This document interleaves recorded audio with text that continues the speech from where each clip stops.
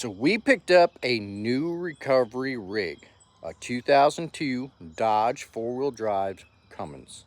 Does have an aftermarket bumper with a worn winch. We do plan on changing that out to the wireless platinum setup. We just got it lettered with bright yellow reflective lettering. We did put a brand new dash in here. It looks way better than it did when we picked it up. As you can tell, it's pretty bad. And then we got rid of this old crappy control panel and we swapped it out with an aux beam 8-gang control panel. We just put 2 brand new cables on there. We also got rid of this old school twirly high energy using light bar that doesn't work and replaced it with this nice slim LED light bar. So she's a pretty truck, but can it outpull the Jeep? That's what we're here to find out. Being that it is a 6-speed manual, it means we need to rely on the parking brake to hold the truck still, and these trucks have a terrible parking brake. So we're going to test it. How much can we pull with the parking brake? And then because some tow experts say, you know, you just shove the wheel lift in the ground is the best way, we're going to test that, see how much we can pull. And then we have a bar that we're going to shove between the seat and the brake and see how much we can pull then. And then we just purchased this the other day. This is a anchor spade that goes on the end of the wheel lift tube, and you shove the wheel lift in the ground. Now, we do not think that's going to be the best option. It is going to be the fastest option because I can just leave that on the wheel lift. But then all of your winching force is going to be on the wheel lift tube, which is made to kind of pick stuff up and down, not forward and backwards, really. And then we have the tried and true scotch blocks that can go under the wheels and be chained to the back. Now, from experience, it tells me the scotch blocks are going to be hands down the best device we can put on this truck for anchorability. But we want to put on the load cell down there, we're going to test every product independently, and then we're going to mash a few of them together and see just how much we can pull with a wrecker. Our goal is around 20,000 because we do have twin 8,000-pound winches. So we would like to see, you know, 10,000 pounds out of each winch doubled up. So that's our goal.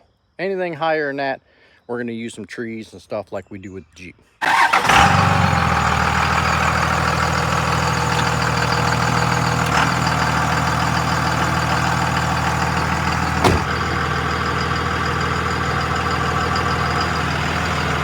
About 800 pounds. Not worth a crap. Well, 950. Now we're gonna put the wheel lift on the ground. That's how a lot of professionals told me is the best way to do it. So we're gonna test that out.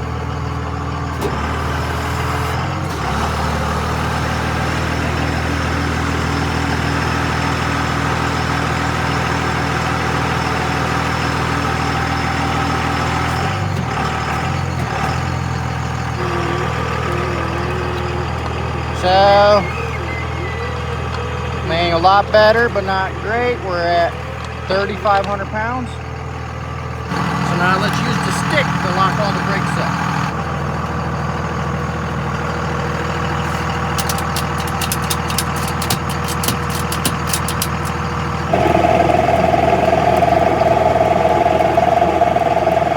So about the same as the wheel lift.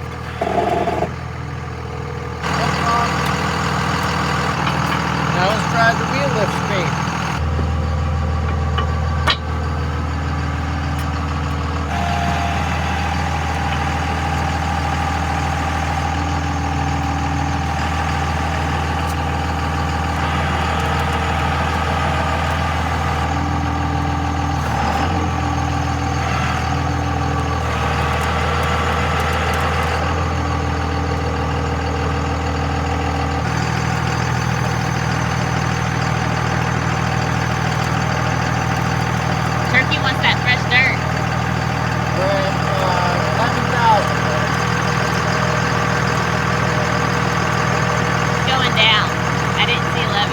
About 10.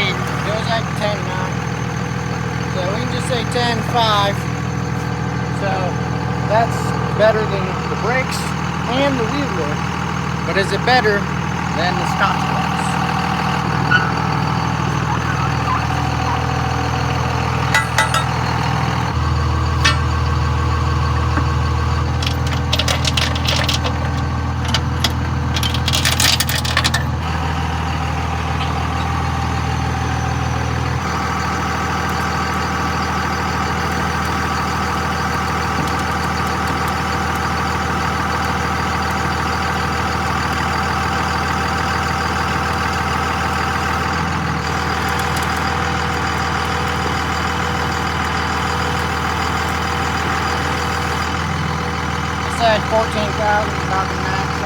out of that.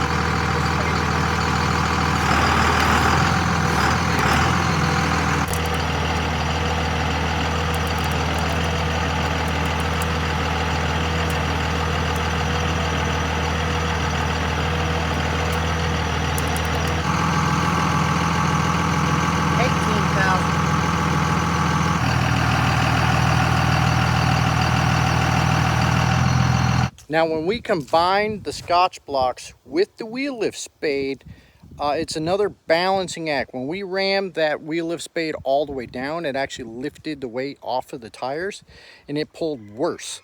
So you need to keep the suspension maxed out, pushing down on those spades, and then apply some weight to the spade to get the best results.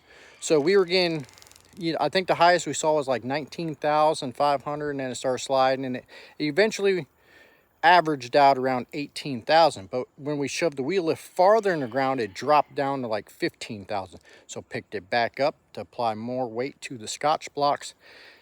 Average around 18,000. So full weight on these, some weight on that was the best results. This right here is the best way the truck can look to maximize the power. You do not want the front tires off the ground.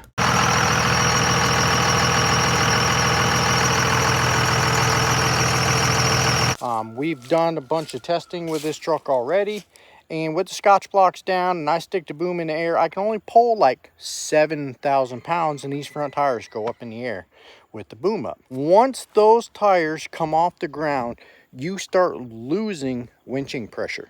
Once the tires leave the ground, the higher and higher you go, the less and less effective you are. So ideally, you want your suspension maxed out and your tires just barely touching the ground. And to achieve that, you move the boom up and move it down, move it up, and find that sweet spot where you're kind of maxing out the front suspension without lifting it up off the ground. What that does is put all the weight on the rear tires in the ground. It's all about fine-tuning your setup and why it's important to do load cell testing and see numbers. Without something to tell you how hard you're pulling, you have no idea what you're actually pulling with the boom up, boom down, Scotch blocks, wheel lift. You need to put numbers on it.